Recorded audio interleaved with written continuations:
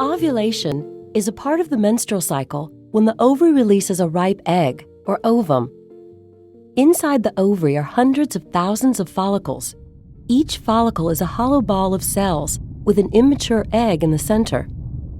The typical 28-day menstrual cycle begins on the first day of menstrual bleeding.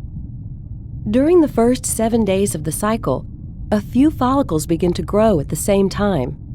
These maturing follicles secrete estrogen hormone into the bloodstream to prepare the lining of the uterus for pregnancy. Around day 7, all of the follicles stop growing and begin to degenerate, except for one. This dominant follicle continues to grow and nourishes the developing egg inside it. Around day 12, the follicle secretes a large amount of estrogen into the bloodstream.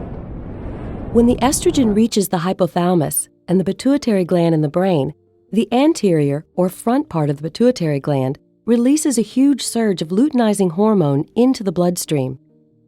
Around day 14, luteinizing hormone causes the follicle to undergo a sudden growth spurt. Right before ovulation, the egg detaches from the inside of the follicle. The bulging follicle releases chemicals, causing one of the two fallopian tubes to move in closer and surround the follicle.